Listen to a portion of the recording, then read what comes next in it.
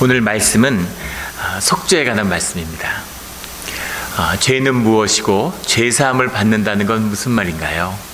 오늘 말씀을 통해서 주 안에서 죄사함을 만나는 우리 모두가 되기를 주의 이름으로 축원합니다. 오늘 레위기 4장의 말씀은 속죄제에 관한 것이죠. 번제와 화목제를 다루고 이제 속죄제를 다룹니다. 이 속죄제 4장의 말씀은 어려운 말씀이에요. 이 말씀의 깊은 뜻을 오늘 말씀을 받기 위해서는 말씀의 영이 함께해야 합니다. 그 영이 함께할 줄로 믿습니다. 그 속죄제라고 하는 이 주제는 성경 전체의 가장 중심에 있는 것이죠. 신학적으로, 교리적으로 이 기독교에서 가장 중심되는, 성경 전체에서 가장 중심이 되는 그 이야기가 속죄제의 이야기입니다. 다른 말로는 십자가라고 이야기하죠.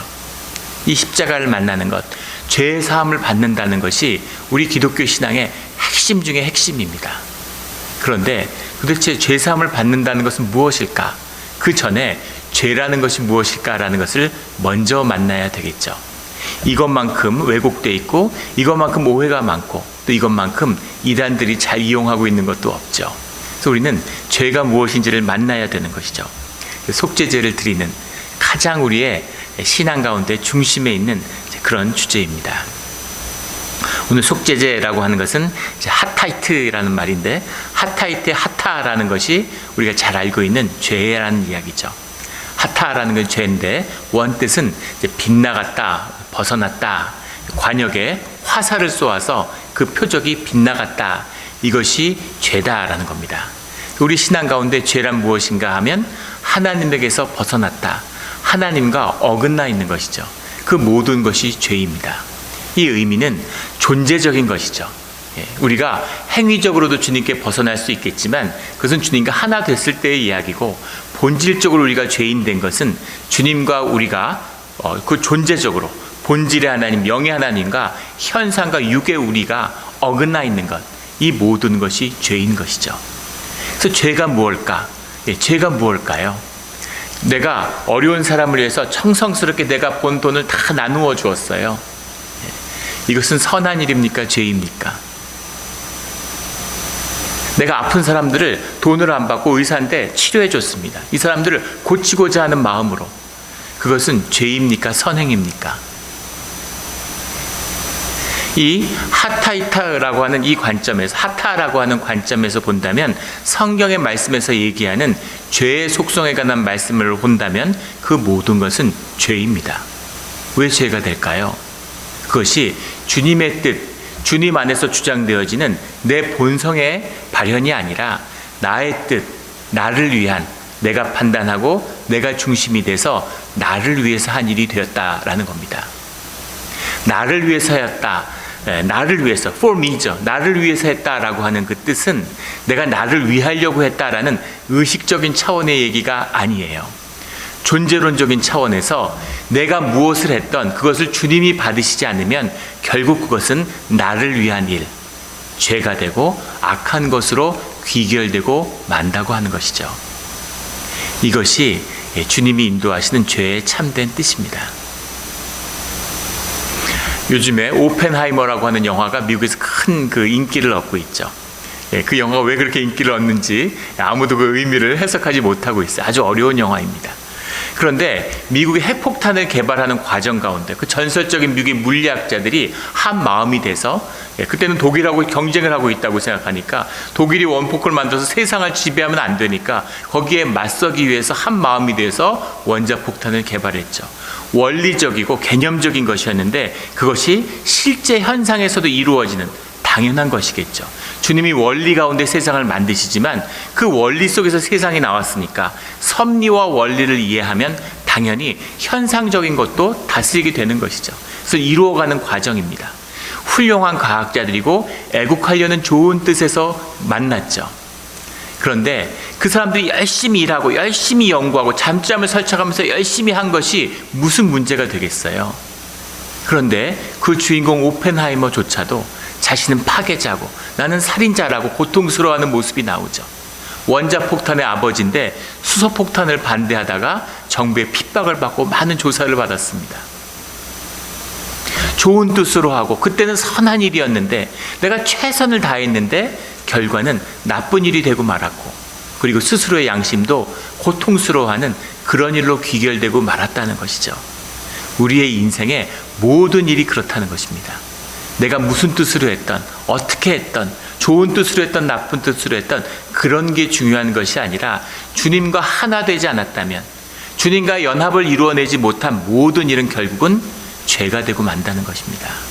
그래서 현상과 조건으로 살았느냐, 우리의 본질을 회복하고 주님과 하나 되었느냐라는 그것에 있는 거죠.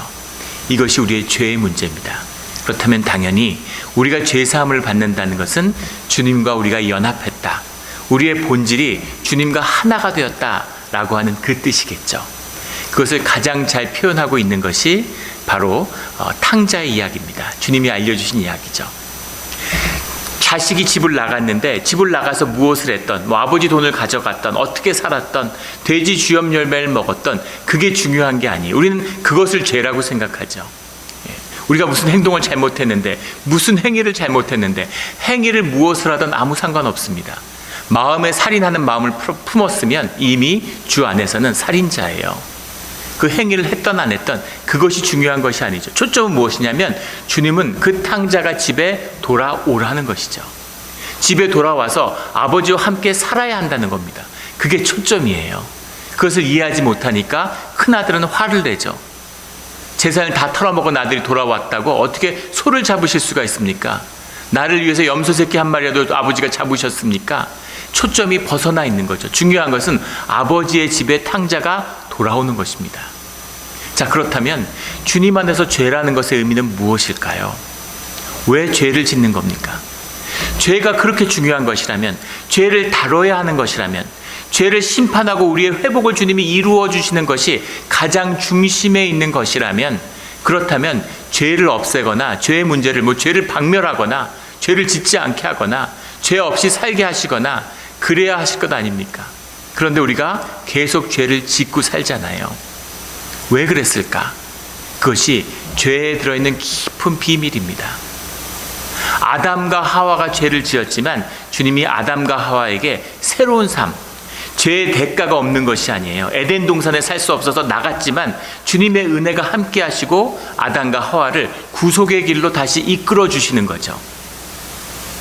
가인이 아벨을 죽였잖아요. 그런데 가인이 아벨을 죽인 것에 대한 대가를 치르게 되죠. 하지만 주님의 은혜로 가인의 삶을 인도해 주시는 겁니다. 이게 뭘까요, 도대체? 이게 뭘까요? 이것의 비밀, 죄의 비밀을 밝히는 가장 중요한 말씀이 바로 창세기 4장 7절에 나오는 말씀이죠. 죄는 너를 원하나 너는 죄를 다스릴지니라.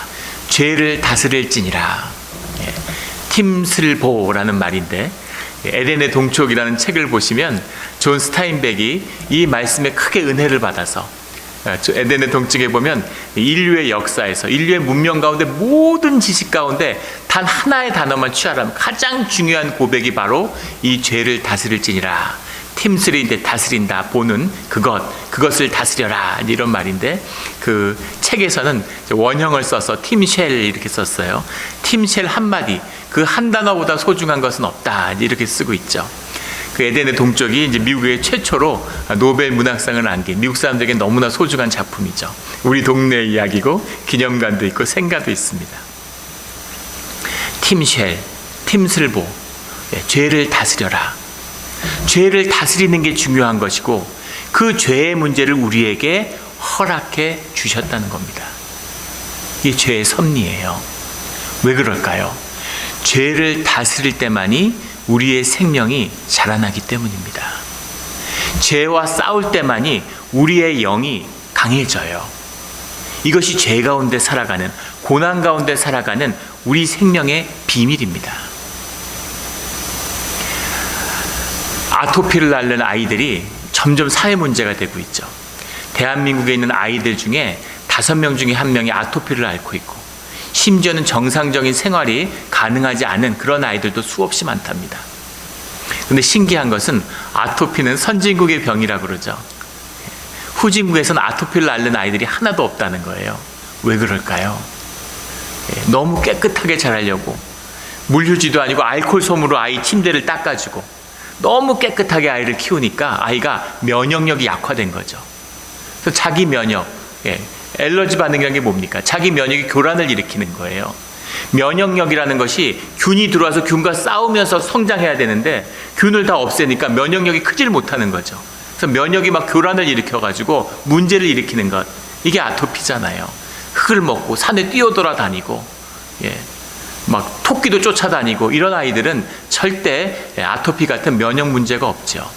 이것처럼 죄를 짓지만 죄를 다스리는 능력이 있을 때, 그 능력으로 죄와 맞서 싸우려고 할 때, 그때 우리의 생명과 우리의 그 영이 자라나게 되는 겁니다. 그래서 주님은 그것을 다스려라 이렇게 말씀하시는 거죠. 죄와 맞서 싸워라. 어렵고 힘든 것이고 육체를 가지고 있고 죄성을 갖고 있기 때문에 죄에 무릎 꿇지만 죄에 무릎 꿇는 건 중요한 게 아니죠. 중요한 것은 죄가 있고 거기에 맞서 싸워야 하는 우리의 본성, 주님이 주신 신앙의 양심이 있다는 것입니다. 그것을 어떻게 회복하느냐, 그것이 너희의 구원의 비밀이다라는 거죠. 근데 이것을 이단은, 타락한 기독교는 이것을 왜곡해요. 우리가 무슨 행위를 했는데 그 행위에 대한 죄를 면해주는 것처럼, 면벌부를 주는 것처럼, 내가 죄를 나쁜 짓 했는데 주님이 그것을 이제 벌을 받아야 되는데 벌은 면해주는 것처럼, 그런 게 아니라는 겁니다. 또 구원파가 들어와가지고 죄의 문제가 해결되었다고, 죄의 문제가 해결되었다는 건 교리적인 것이지 우리 삶의 문제가 아닙니다. 근데 그것을 이원화해서 죄의 문제가 해결되기 때문에 죄가 없다는 거예요. 그래서 뭐든지 구원의 확신이 있으면 무슨 짓을 져도 죄가 아니라는 거죠. 이런 거짓이었으면 어디 있겠습니까? 정말 마귀가 아니면 할 수 없는 소리죠. 이런 것들이 그럴법해 보이는지 개신교들이 그런 것에 물들어가지고 말도 안 되는 소리들을 하는 것이죠. 성경이 증거하는 죄의 문제, 그것은 우리의 존재의 회복에 있다는 겁니다. 가장 핵심이에요. 핵심 중에 핵심입니다. 그런데 오늘 그 죄사함에 속죄제를 드리는, 주님은 우리의 죄를 어떻게 사해 주시는가에 대한 뜻이 오늘 속죄제 가운데 들어있는 것이죠. 속죄제를 보시면 오늘 제사장과 회중과 족장과 각 사람이 지은 죄사함에 대한 제사 이야기가 나옵니다. 그런데 그 죄사함의 이야기들이 우리 앞에 나왔던 번제나 또는 화목제와 크게 다를 것이 없어 보이죠. 비슷한 이야기가 반복되어야 되는 것 같은데 속죄제에만 다른 것이 있습니다. 속죄제에만 다른 것이 무엇일까요? 하나는 먼저 예물이 달라요. 제물이 다릅니다. 제물이 똑같이 소와 양 같지만 번제나 화목제 때, 번제 때에는 내 형편대로 드리는 겁니다. 송아지를 드리던 염소를 드리던 집비둘기를 가지고 오던 형편대로 드리는 거예요. 화목제는, 자원제는 더합니다. 자기가 원하는 건 흠이 있든 없든 뭐든지 들고 오면 돼요. 주님께 드리면 주님이 다 받아주시는 겁니다. 그런데 속죄제는 분명하게 예물을 지정하고 있어요. 그래서 제사장이나 회중은 반드시 흠없는 숫소를 가져와야 되고, 각 사람은 흠없는 암염소 또는 양을 가져와야 됩니다. 족장도 수염소를 가져와야 되는 것이죠. 그런데 이것이 쉬운 일일까 한번 생각을 해보십시오. 사람들 중에 제사장은 분깃이 없어요. 제사장이 죄를 지었는데 개인적으로 숫소를 회중 모두가 숫소를 바칠 수 있겠죠. 대표해서 장로들이. 그런데 제사장이 숫소를 개인적으로 바친다는 것은 쉬운 일이 아닐 겁니다. 그리고 하나님께 드릴 번제물이 없어서 화목제물은 아예 가져오지도 않고, 번제물은 집비둘기가 없어서 산비둘기를 잡아오는 사람한테 죄사함을 받기 위해서 네가 염소나 순양을 가져오라고 하는 것이 쉬운 일이겠냐는 거죠. 그런데 그것을 가져와야 속죄제가 된다는 겁니다. 예물을 변경할 수 없는, 지정하고 있다는 거죠. 그것의 전제가 무엇이겠어요? 주님이 하시는 말씀이고 그것에 순종해야 된다는 겁니다. 그래서 말씀과 순종, 쉐마죠. 말씀이 있고 순종하는 것이 주님과 함께하는 길이다라는 뜻이 이 예물의 규정 가운데 들어있습니다. 어떤 이유가 있던, 무엇이 있던 주님이 하신 말씀이라는 걸 인정하면 그 말씀 가운데 순종해야 된다는 것이죠. 다 형편 따라 살잖아요. 다 조건 따라 살잖아요. 어려운 일이 있으면 교회 못 나올 수도 있고 못 나올 수도 있고, 교회 다니기도 하고 못 나오기도 하고, 제 마음이 좀 그래요. 그리고 교회를 안 다니는 분도 계시잖아요. 좀 쉬어야 되겠어요. 그런데 주님 앞에 속죄의 때를 드릴 때에는 말씀대로 해야 된다는 겁니다. 내 뜻, 내 판단, 내 상황, 내 조건, 이런 것은 통하지 않는다는 거죠. 속죄 때는 오직 주님의 말씀에 순종하는 것이 있을 때에만 가능하다라는 것이 속죄의 중요한 속성 가운데 하나다. 주님과 하나 됐을 때만이 주님의 능력이 나타난다는 겁니다. 중요한 비밀이에요. 주님의 능력이 나타난다는, 주님이 말씀해 주셨죠. 두세 사람이 나의 이름으로 모인 곳에, 두세 사람이 나의 이름으로 기도하는 그곳에서 내가 너희의 간구를 모두 들어주겠다라고 말씀하셨죠. 주님의 이름으로 모였다라는 뜻, 주님이 함께 하겠다는 것은 주님과 하나가 되었을 때는 주님의 능력이 너희 가운데 함께 한다라는 것입니다.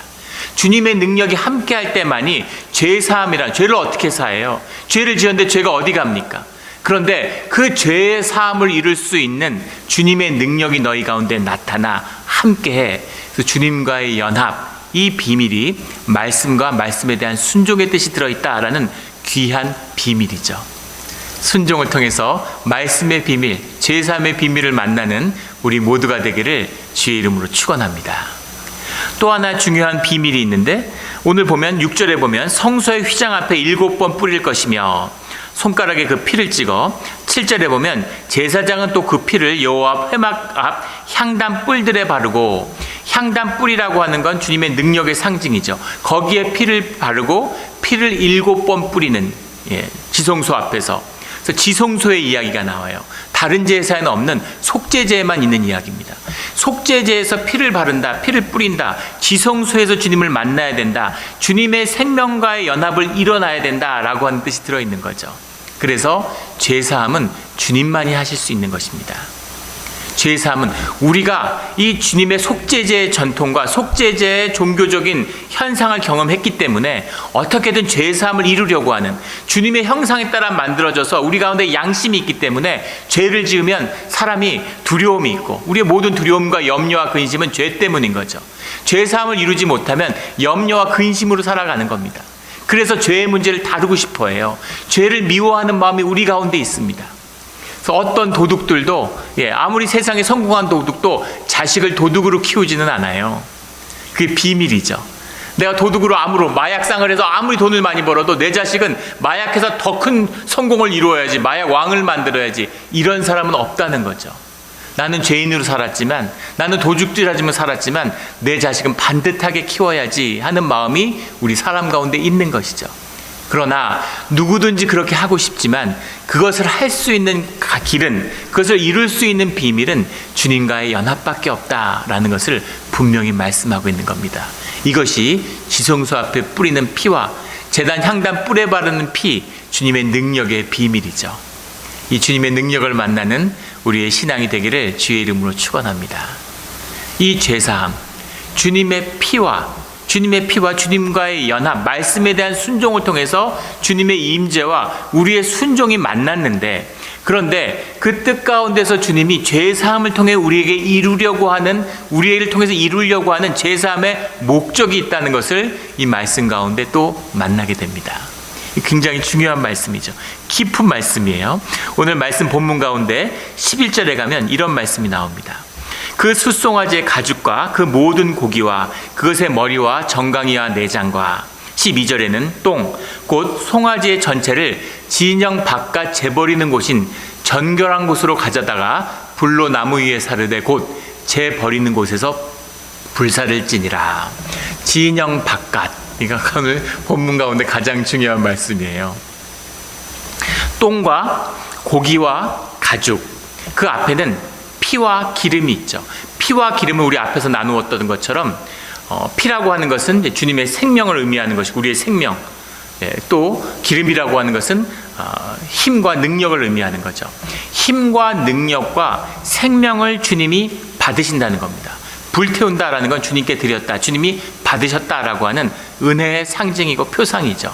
그런데 다른 때는 내버렸던, 다른 곳에서는 받지 않았던 그 가죽과 고기와 똥, 여러 가지 얘기를 하지만 핵심은 가죽과 고기와 똥이죠. 그것을 그냥 똥을 가져다 버려야 될 거 아니에요. 그런데 그것을 진영 밖으로 가져다가 불태운다는 겁니다. 이상하죠? 내장도 씻어서 번제물도 다 씻어서 태우는데 내장의 똥을 다 씻어내야 되잖아요. 그래야 내장을 태워야 향기로운 냄새가 날 거 아니겠습니까?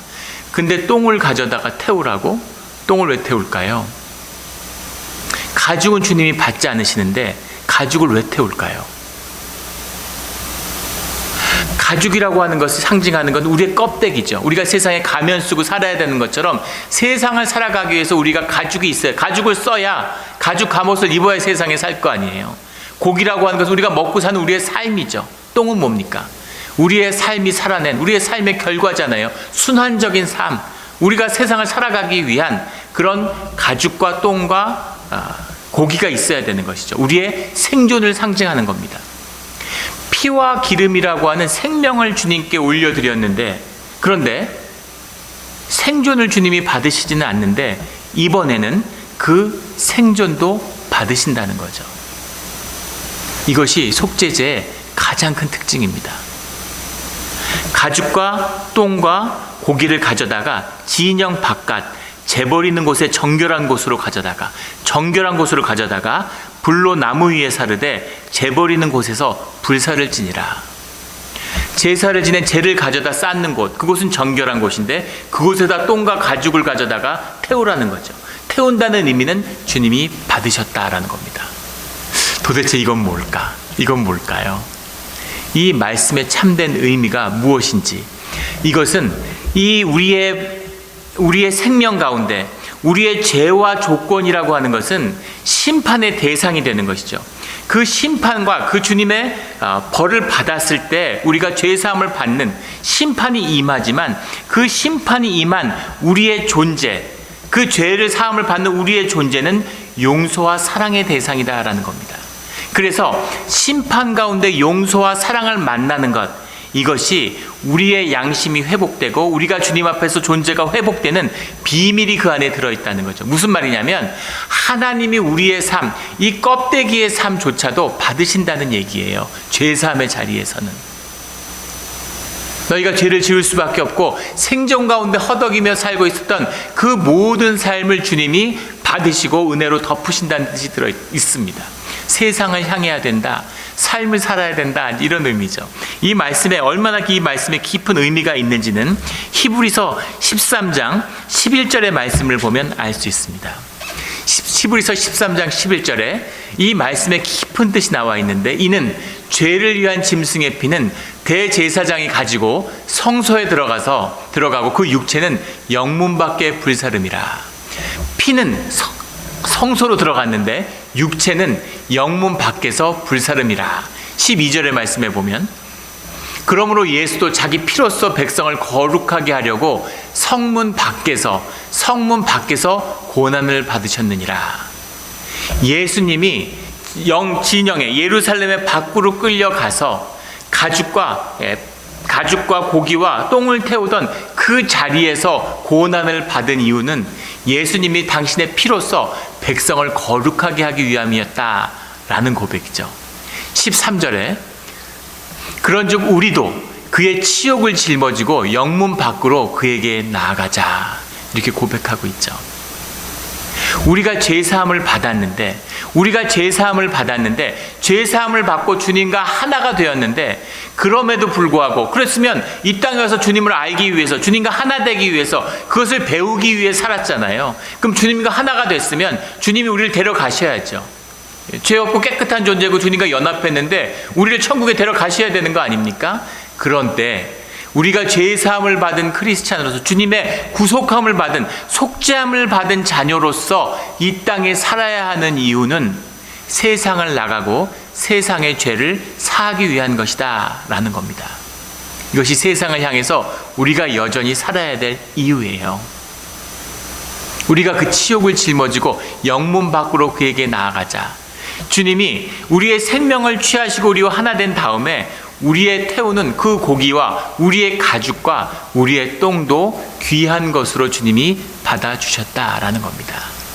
똥조차도 우리의 모든 생존을, 우리의 모든 삶을 주님이 쓰신다는 거죠. 세상 가운데 세상을 구원을 위해서 우리를 쓰신다라는 뜻이 이 속죄 가운데 들어있다는 겁니다. 그래서 나에게서 끝나는 것이 아니라 내가 세상 가운데 행진하는, 세상 가운데 나가는, 나의 삶을 세상 가운데 주님과 함께 살아가는 그 깊은 비밀이 이 가운데 들어있다는 겁니다. 어려운 말씀이죠. 말씀의 영이 함께해야 이해할 수 있는 깊은 뜻입니다. 이것이 우리를 향한 속죄의 비밀이고 구원의 큰 은혜예요. 주님이 우리가 태웠다라는, 주님이 받으셨다, 주님의 은혜가 우리 가운데 임했다라는 그 의미가 들어있는 것이죠. 그래서 죄사함을 넘어서는, 주님과 함께하는 용서와 사랑을 만나는 그 안식이 우리를 구원하는 것입니다.